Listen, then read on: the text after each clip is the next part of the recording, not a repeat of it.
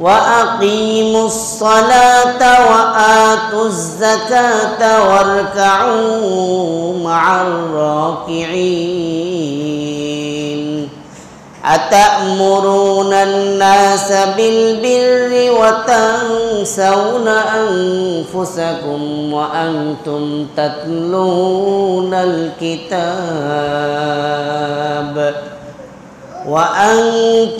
تتلون الكتاب أفلا تعقلون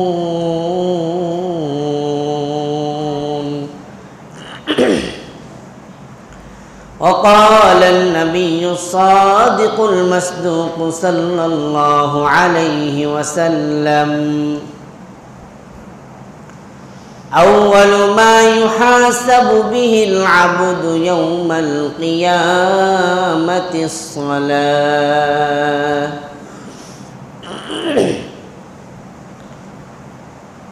मदीने की हवा से मदीने की हवा से जन्नत की बू आती है खाके पाके मदीने में नूर जन्नत चमकती है बलगल उला बिकमालिही कशफत दुजा बिजमालिही हसनत जमीउ खिसालिही सल्लु अलैहि व आलिहि।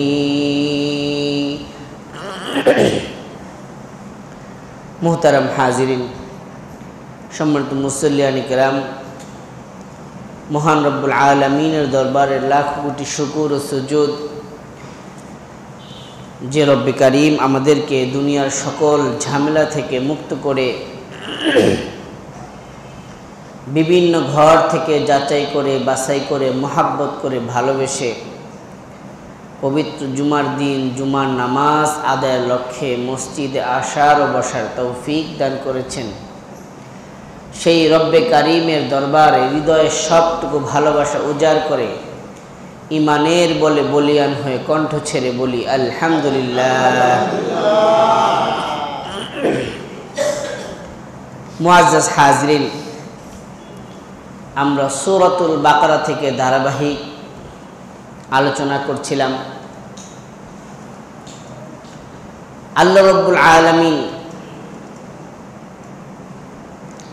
সূরাতুল বাকারার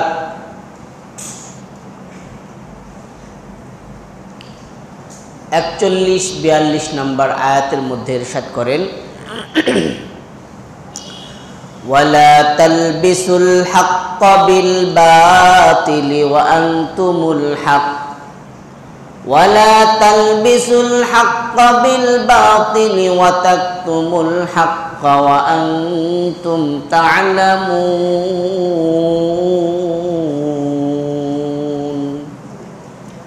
রব্বুল আলামিন বলেন, ওয়ালা তালবিসুল হাক্কা বিল বাতিল, তোমরা কখনো মিথ্যাকে সত্যের সাথে মিশিয়ে ফেলো না।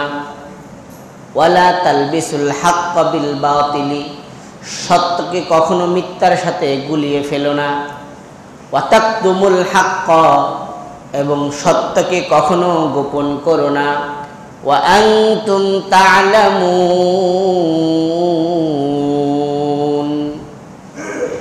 তুমি জানো যে এটা সত্য, কিন্তু যখন তোমার কাছে সাক্ষী চাওয়া হলো তখন তুমি সত্যকে এড়িয়ে গেলা, বললা আমি জানি না। সত্যকে মিথ্যার সাথে গুলিয়ে ফেলা। আমাদের সমাজের দিকে যদি তাকাই তাহলে দেখা যাবে যখনই দেখা যায় যে আমার উপরে বিপদ আসতে পারে, আমার সমস্যা হতে পারে, তখন আমরা কি করি? সত্যকে গোপন করে ফেলি। আমি একটা বিষয় জানার পরও যখন আমার কাছে জানতে চাওয়া হয়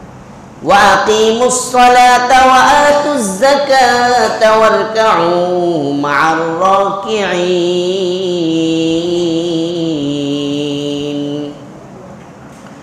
وأقيموا الصلاة وآتوا الزكاة واركعوا مع الراكعين এরপর আল্লাহ রাব্বুল আলামিন বলেন, হে মানব জাতি, হে আমার বান্দা বান্দিরা, ওয়াকিমুস সালাহ, তোমরা নামাজ প্রতিষ্ঠা করো, নিজে নামাজ আদায় করো, অন্যকে নামাজ পড়ার প্রতি উৎসাহিত করো, সমাজে নামাজ প্রতিষ্ঠা করো, গ্রামে মহল্লায় প্রতিটি ঘরে ঘরে এমনকি রাষ্ট্রীয় পর্যায়ে তোমরা নামাজকে প্রতিষ্ঠিত করো।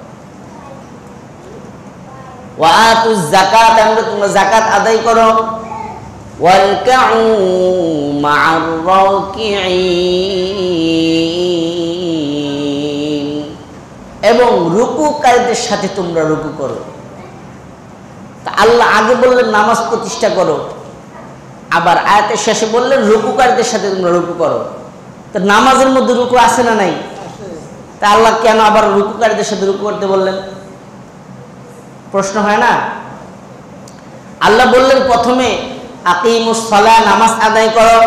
তো যেই ব্যক্তি নামাজ পড়ছে সে তো অটোমেটিক রুকু দিচ্ছে, কিন্তু আল্লাহ আলাদাভাবে বললেন ওয়ারকাউ মা'আর রাকিঈন, তোমরা রুকুকারীদের সাথে রুকু করো। এই আয়াত থেকে বোঝা যায় আল্লাহ রাব্বুল আলামিন মুসলমানদেরকে বলছেন, আমি আল্লাহ তোমাদেরকে নামাজ আদায় করতে বলেছি, তা তো ঠিক, তুমি তোমার ব্যক্তি জীবনে নামাজ আদায় করো, তুমি তোমার ব্যক্তি জীবনে নামাজ প্রতিষ্ঠা করো, সামাজিক জীবনে নামাজ প্রতিষ্ঠা করো, তোমার ফ্যামিলির মধ্যে তুমি নামাজ প্রতিষ্ঠা করো। কিন্তু নামাজ প্রতিষ্ঠা করবা কিভাবে? যখন মসজিদ থেকে মুয়াজ্জিনের কণ্ঠে আজানের সুর ধ্বনিত হবে, তখন তুমি ঘরে বসে থেকো না, মসজিদে গিয়ে জামাতের সাথে রুকুকারীদের সাথে রুকু দিয়ে নামাজ আদায় করো। অর্থাৎ আল্লাহ বলতেছেন জামাতের সাথে নামাজ পড়ার জন্য। কিসের সাথে? জামাতের সাথে। আমরা অনেকে আমাদের সুযোগ থাকার পরও আমরা জামাতের সাথে নামাজ আদায় করি না। দোকানে আছি, আমি চাইলেই দোকানের শাটারটা অল্প কিছুক্ষণের জন্য বন্ধ করে আমি মসজিদে গিয়ে জামাতের সাথে নামাজ আদায় করতে পারি, কিন্তু আমি ভাবি নামাজ তো পড়লেই হয়, মসজিদে পড়লো যে কথা, আমার দোকানে পড়লো একই কথা। যদি একই কথা হতো তাহলে আল্লাহ আলাদাভাবে এই কথা বলার কোনো দরকার ছিল না। ওয়ারকাউ মা'আর রাকিঈন, তোমরা রুকুকারীদের সাথে রুকু করো। বোঝা যাচ্ছে যে জামাতের সাথে নামাজ আর একাকী নামাজের মধ্যে পার্থক্য আছে না নাই? আছে। মুআজ্জাজ হাজিরিন, আল্লাহ রাব্বুল আলামিন বান্দার কল্যাণ ছাড়া কোনো কিছুর আদেশ দেন নাই। বান্দার যেখানে কল্যাণ আছে, উপকার আছে, এমন সব কিছুই আমার আল্লাহ নির্দেশ করেছেন। হাদিস শরীফে আসছে, যেই ব্যক্তি জামাতের সাথে নামাজ আদায় করে, যেই ব্যক্তি জামাতের সাথে নামাজ আদায় করে আর যে ব্যক্তি একা একা নামাজ আদায় করে, তার নামাজের চাইতে জামাতের সাথে নামাজ আদায় করা কমপক্ষে 500 গুণ বেশি সওয়াব। আপনি আপনার দোকানের মধ্যে একা একা নামাজ পড়েন, আপনি আপনার বাড়িতে একা একা নামাজ পড়েন, আপনি 1 রাকাত নামাজের বিনিময়ে 1 রাকাত নামাজের সওয়াব পাবেন। কিন্তু কেউ যদি জামে মসজিদে এসে জামাতের সাথে নামাজ আদায় করে, আল্লাহ রাসূল বলেন 1 রাকাত নামাজের বিনিময়ে আল্লাহ রাব্বুল আলামিন ওই বান্দার আমলনামায় কমপক্ষে 500 রাকাত নামাজের সওয়াব দান করবে। তো জামাতের সাথে নামাজ পড়ার ফায়দা আছে না নাই? এটা তো গেল উখরবি ফায়দা, পরকালের ফায়দা। দুনিয়াবি অনেক ফায়দা আছে। প্রতিদিন যেই মুসল্লি মসজিদে এসে জামাতের সাথে নামাজ আদায় করে, হঠাৎ করে ফজরের নামাজে দেখা গেল মুসল্লিকে আর দেখা যায় না, আশেপাশের মুসল্লিরা ডান দিকে তাকায় দেখা যায় না, বাম দিকে তাকায় দেখা যায় না, মনে করলো হয়তো ঘুম ভাঙে নাই, জোহরের সময় তাকায় দেখে ওই মুসল্লি মসজিদে নাই, মনে করলো কোনো কারণে হয়তো আসে নাই। আসরের সময় দেখা গেল মুসল্লি মসজিদে নাই। তখন ইমাম সাহেবরা মিলে, মুসল্লিরা মিলে আলোচনা করে, অমুক ব্যক্তি আব্দুল্লাহ, আব্দুর রহমান, আব্দুল করিম তো প্রতিদিন মসজিদে আসে, আজকে তো 3 ওয়াক্ত তাকে দেখা গেল না, ব্যাপারটা কি?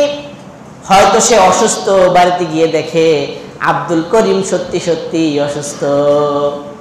তখন মুসল্লিরা তার সাথে দেখা করতে যায়। ইমাম সাহেব মসজিদে তার জন্য দোয়া করে না, কিন্তু যেই ব্যক্তি মসজিদে আসে না, ওই ব্যক্তি সপ্তাহের পর সপ্তাহ, বছরের পর বছর মসজিদে না আসলে কেউ তার খোঁজ খবর নেয় না, কারণ সে তো মসজিদে আসেই না। এই জন্য জামাতের ব্যবস্থা আল্লাহ তাআলা এই জন্য করেছেন, প্রতিদিন 5 ওয়াক্ত 5 বেলা এলাকার মুসল্লিরা একে একজনের সাথে দেখা সাক্ষাৎ হবে বা কথাবার্তা হবে, কথাবার্তা আদান প্রদান হবে। এর মাধ্যমে এলাকার মুসলমানরা পরস্পরের মধ্যে ভ্রাতৃত্ব বন্ধন অটুট হবে, মজবুত হবে, পরস্পরের মধ্যে মহাব্বত বাড়বে। আপনি যদি মসজিদে না আসেন, তা আপনার সাথে অন্যান্য এলাকার মুসল্লিদের সাথে কিভাবে মহাব্বত বাড়বে? আপনার কি সমস্যা এলাকার আশেপাশের কেউ জানতেও পারবে না। এই জন্য আমরা যারা নামাজ পড়ি বা আমরা যারা নামাজ এখনো শুরু করি নাই, আমরা জামাতের সাথে নামাজ পড়বো। কিভাবে নামাজ পড়বো ভাই? জামাতের সাথে নামাজ পড়বো। আমি যেহেতু নামাজ পড়ছি, আমি একটু কষ্ট করে যদি মসজিদে যাই, আল্লাহ রাসূল বলেন জামাতের কতটা গুরুত্ব, জামাতের কতটা গুরুত্ব। যেই ব্যক্তি আজান শোনার পরে মসজিদে আসে না, যেই ব্যক্তি আজান শোনার পরে মসজিদে আসে না, ঘরের মধ্যে নিজের নামাজ নিজে আদায় করে, আল্লাহ রাসূল বলেন ও যুবক সাহাবীরা, আমার জন্য তুমি বন থেকে কিছু শুকনা কাঠের ব্যবস্থা করো, শুকনা কাঠ আমার জন্য ব্যবস্থা করো। আমার মনে চায় আজান শোনার পরে যে সকল মুসলমান মুসল্লিরা ঘরে বসে থাকে, মসজিদে আসে না, জামাতের সাথে নামাজ পড়ে না, আমার মনে চায় আমি ওই ঘরগুলা মানুষ সহ জ্বালিয়ে পুড়িয়ে ছাই করে দেই।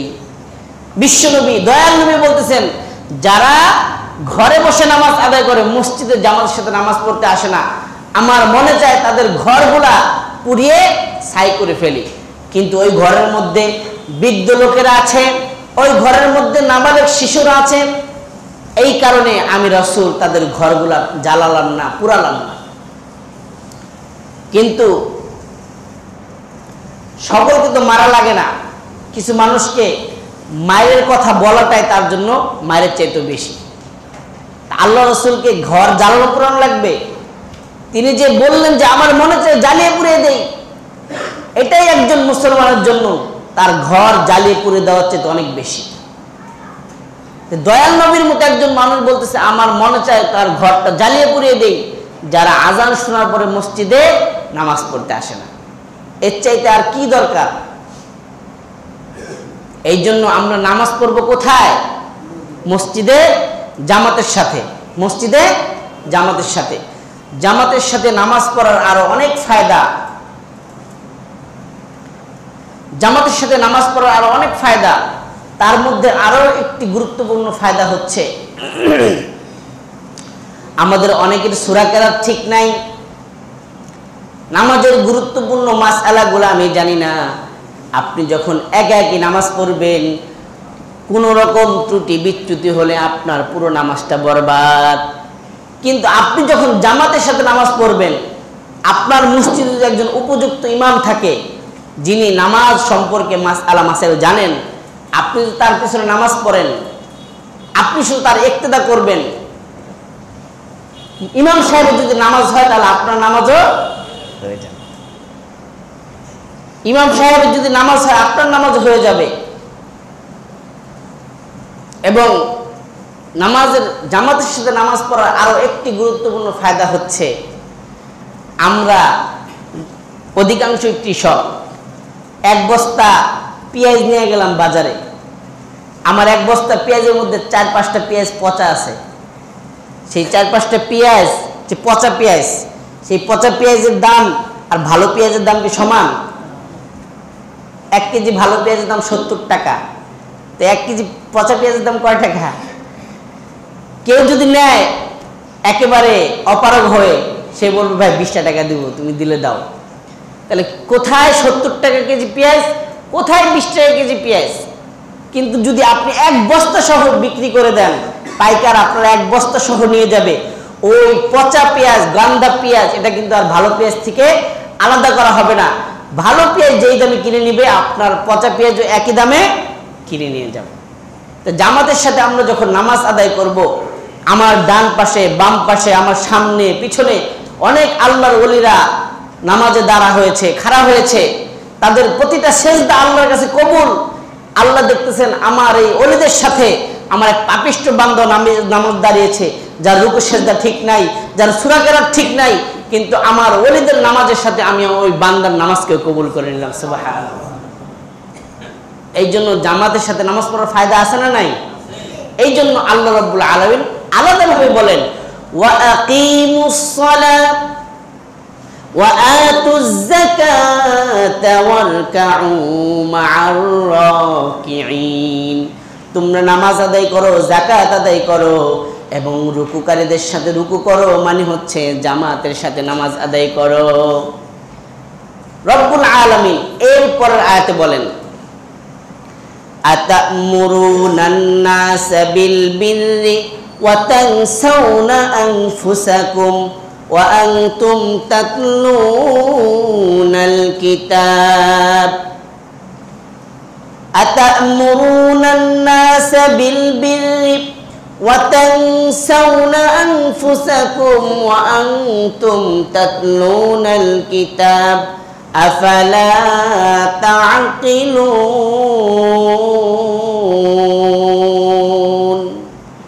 রব্বুল আলামিন সূরাতুল বাকারার 44 নম্বর আয়াতের মধ্যে আল্লাহ বলেন, আতা'মুরুনান নাসা বিল বিররি ওয়া তানসাউনা আনফুসাকুম। এলাকার মধ্যে অনেক লোক আছে এমন, যারা অপরকে উপদেশ দেয়, মানুষদেরকে উপদেশ দেয়, ভালো ভালো কথা বলে, কিন্তু নিজে তার নিজের উপদেশ অনুযায়ী চলে না। সে মানুষকে বলে মিথ্যা বলবা না, কিন্তু নিজে দেখা যায় কথায় কথায় মিথ্যা বলে। মানুষকে বলতেছে গালি দিবা না, সুদ খাবা না, ঘুষ খাবা না, অন্যায় করবা না, কারো উপর অত্যাচার করবা না, কিন্তু নিজেই সবার আগে এই সকল কাজ সম্পাদন করে। এমন মানুষ আমাদের সমাজে আছে না নাই? আল্লাহ রাব্বুল আলামিন বলেন, আতা'মুরুনান নাসা বিল বিররি ওয়া তানসাউনা আনফুসাকুম।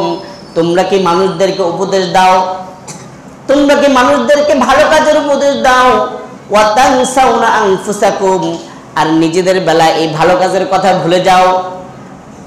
নিজেদের বেলায় ভালো কাজের কথা ভুলে যাও আর মানুষদেরকে শুধু ভালো কাজের উপদেশ দাও।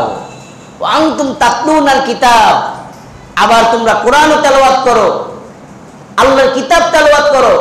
ওয়া আনতুম তা'লামুন, তোমরা সব কিছু জেনে বুঝা, সব কিছু জানার পরে তোমরা এই অন্যায় কাজগুলো করতেছো। আল্লাহ রাসূল বলেন, ইন্না আশাদ্দান নাসি আযাবান ইয়াউমাল কিয়ামাহ আলিমুল লাম ইয়ানফা'হুল্লাহু বিইলমিহি। কিয়ামতের ময়দানে সবচেয়ে কঠিন শাস্তি হবে ওই ব্যক্তির, যে ব্যক্তি ইসলাম সম্পর্কে জানলো, ইসলাম সম্পর্কে বুঝলো, কিন্তু এই বুঝা, এই জানা তার কোনো উপকারে আসলো না, সে দুনিয়াতে কোনো আমল করলো না। আল্লাহ রাব্বুল আলামিন কিয়ামতের দিন ওই ব্যক্তিকে সবচেয়ে বেশি কঠিন শাস্তির সম্মুখীন করবে। তাহলে এখন আমাদের চিন্তার বিষয়, আমরা যেহেতু মুসলিম অধ্যুষিত দেশে বাস করি, আমাদের ডানে মসজিদ, বামে মসজিদ, সামনে মসজিদ, পিছনে মসজিদ, প্রতি 5 ওয়াক্তে শত শত মসজিদের আজানের ধ্বনি আমার কানে ভেসে আসছে। নামাজ কয় ওয়াক্ত বলেন? নামাজ কয় ওয়াক্ত? এই 5 ওয়াক্ত নামাজ পড়া সুন্নত না মুস্তাহাব? ও ফরজ। 5 ওয়াক্ত নামাজ পড়া কি ফরজ, আমরা সবাই জানি। 5 ওয়াক্ত নামাজ পড়া ফরজ, আমরা জানি না জানি না? তাই এই সম্পর্কে আমাদের জ্ঞান আছে না নাই? কিন্তু 5 ওয়াক্ত নামাজ পড়া ফরজ আমি জানি, আপনি জানেন, সবাই জানে। জানার পরেও যদি আমরা না পড়ি, আল্লাহ রাসূল বলেন কিয়ামতের দিন যারা আল্লাহর কিতাব সম্পর্কে জানলো, ইসলাম সম্পর্কে জানলো, জানার পরে যেই ব্যক্তি মানলো না, ওই ব্যক্তির শাস্তি সবচেয়ে বেশি হবে। এখন আমরা শুধু আমাদের তীর শুধু আলেমদের দিকে, যে হুজুররা নিজের আমল করে না, অমুক তো এত বড় আলেম আমল করে না, যার যার হিসাব সে আল্লাহর কাছে দিবে। কিন্তু ইসলাম সম্পর্কে আপনি কতটুকু জানেন? আলেম মানে হচ্ছে জ্ঞানী। আলেম মানে কি? জ্ঞানী। আর আমরা পরিভাষায় আলেম বলি যারা ইসলাম সম্পর্কে জানে, কোরআন হাদিস সম্পর্কে জানে, তাদেরকে আমরা আলেম বলে বিবেচনা করি। তো আল্লাহ রাব্বুল আলামিন বলেন আতা'মুরুনান নাসা বিল বিররি ওয়া তানসাউনা আনফুসাকুম, তোমরা অন্যদেরকে উপদেশ দাও আর নিজেদের বেলায় সেই উপদেশ ভুলে যাও। আতাতলুনাল কিতাব, আর আমার কিতাবও তোমরা তেলাওয়াত করো। আমার কিতাব তেলাওয়াত করার পরে, আমার ধর্ম সম্পর্কে, ইসলাম সম্পর্কে সবকিছু জানার পরে তুমি যেহেতু মানো না, এই জন্য তোমার কঠিন শাস্তি দেওয়া হবে। আমরা যেহেতু মুসলিম অধ্যুষিত দেশে বাস করি, ইসলামের গুরুত্বপূর্ণ বিধানগুলো আমাদের সকলেরই জানা আছে। রমজান মাসে 30টা রোজা রাখা কি? কথা বলেন। রমজান মাসে 30টা রোজা রাখা কি?